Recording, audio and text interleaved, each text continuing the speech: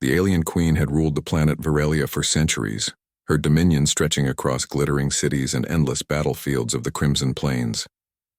Her people, towering beings with metallic limbs and eyes like molten gold, revered her as infallible, and she carried the weight of that reverence with pride. Yet despite her fearsome reputation, the queen had always dismissed tales of human warriors as little more than bedtime stories whispered to stir courage in young hatchlings. Legends spoke of humans as fragile creatures from a distant world called Earth, small, soft, and laughably weak compared to the might of her armies.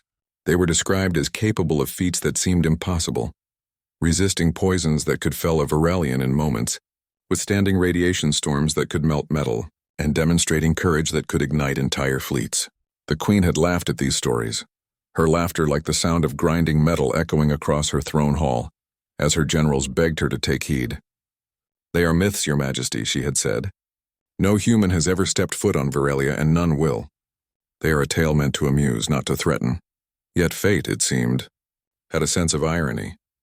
It began with a report from the border sectors of the Andarian expanse, a desolate stretch of planet-scarred rock where only the most loyal Virelian troops dared tread. Scouts had returned with strange accounts of a human figure, moving with a swiftness and silence that made them appear ghost-like. He had been seen alone, wielding weapons that no Virelian technology could match and leaving behind traces of destruction that defied logic. Trees splintered without explanation, patrol drones were torn apart as if by invisible claws, and radiation detectors recorded surges that baffled the science corps. "Your Majesty, the human may be real," General Caro warned, his claws tapping nervously against the edge of the council table. "We have never encountered anything like it, and it moves as if it is a force of nature." The queen waved him off. "Nonsense," she said, her voice resonating with authority. "Show me proof, not tales spun by frightened scouts. Until I see a human myself, I will consider these. Stories of no consequence, but proof would come faster than she imagined." A week later, Virelia's capital skies darkened with the approach of an unknown ship, a vessel unlike any they had catalogued. It glimmered with a strange, reflective surface, smaller than their standard warcraft but brimming with potential energy that made their sensors spike. The queen summoned her fleet, a glittering armada of fighters and bombardment ships, but before they could engage, the human descended alone in a craft that seemed to glide on thought rather than fuel. The queen watched from her throne as the human stepped onto the platform, his form seemingly ordinary to the untrained eye. He was not armored in the metal suits of Virelian soldiers, nor did he carry weapons forged in their forges, yet there was something about him that made the queen's chest tighten with the awareness of danger. A presence that resonated through the hall like a silent challenge. The human's name was Lucas, a man whose life on Earth had been filled with ordinary struggles and quiet triumphs, yet he carried a spirit honed by discipline and determination, beyond that of any human history.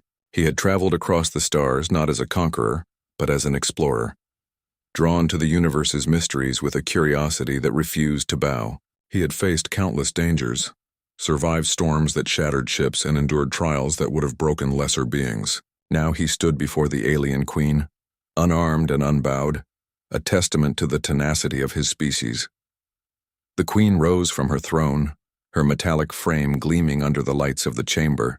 Her voice, rich and commanding, filled the hall. "So you are the human they speak of," she said, her tone a mixture of disbelief and curiosity. "Tell me, what brings a creature so small and fragile into the heart of my domain?" Lucas met her gaze without hesitation. "I come seeking understanding, not war," he said, his voice steady. "But I will not flee from truth or challenge.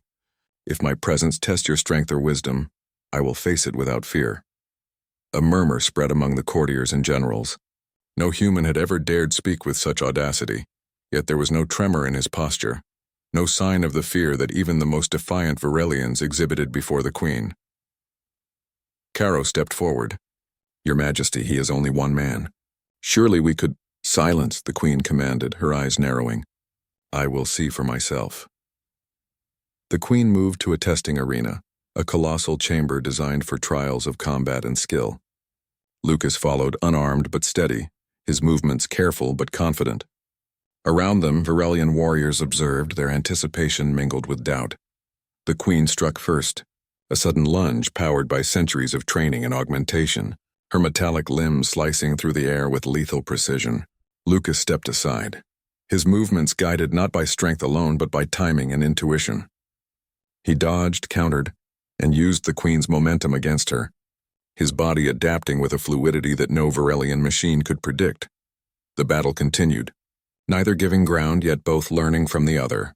The Queen's strikes were precise and deadly, honed over decades, yet Lucas anticipated and responded with an intelligence that transcended mere reflex.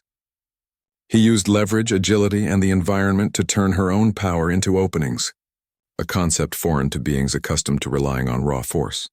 Hours passed, though it felt like minutes, and the Queen's perception of humans began to shift. She realized that myths did not do justice to the potential of these beings. Lucas was not merely surviving, he was excelling, pushing her limits and forcing her to see beyond the veneer of his fragile appearance.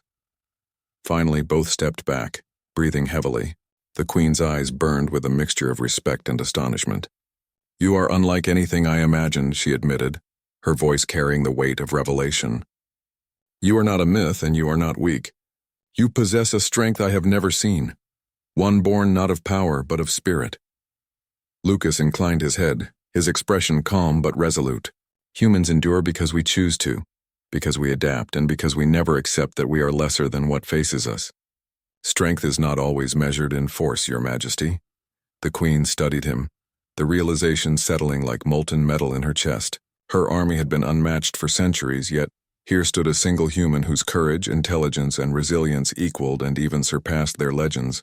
For the first time, she understood that myths were only incomplete reflections of reality, and that reality could surprise even the most powerful. From that day forward, the Queen's perspective shifted. She ceased dismissing humans as tales and began to see the value in understanding them, in learning from their determination and ingenuity. Lucas remained on Varelia, not as a prisoner but as a guest, a bridge between worlds that had once been strangers.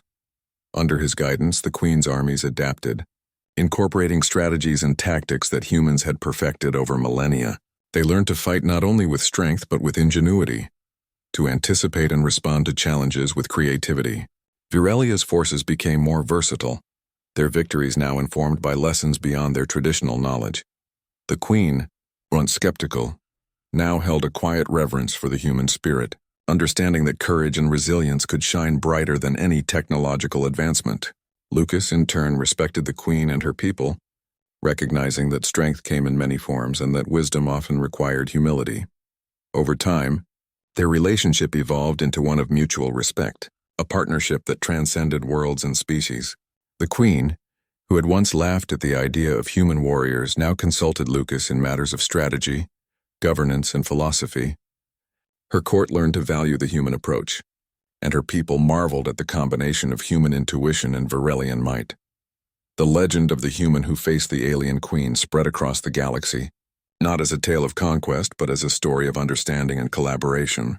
It reminded countless civilizations that the measure of a warrior was not merely in physical prowess, but in courage, adaptability, and the refusal to be dismissed. And so, the myths that the Queen had once scorned were rewritten, not as tales of impossibility, but as accounts of the enduring human spirit, capable of changing even the most powerful minds and shaping the destiny of worlds. The alien Queen had met the human face to face, and in doing so, she learned that strength was not solely the domain of the mighty. Sometimes it came in the form of a small, determined being who refused to bow, who refused to be counted out, and who proved that courage and resilience could stand against any odds, even those of an entire empire. Lucas eventually returned to his own world, but the mark he left on Varelia endured. The Queen continued to rule, now wiser, tempered by the knowledge that myths could hold truth and that strength was measured not only in the clash of metal, but in the resilience of the spirit. Years later, young Varelians would ask about the human warrior who had changed their world, and the Queen would recount the story with reverence, her voice steady and proud. She spoke not only of Lucas's courage, but of the lesson he embodied, that even the smallest among us could face the impossible and emerge victorious, that the heart and mind could rival the mightiest weapons, and that understanding others could be a power greater than any fleet. In the end, the Queen no longer dismissed,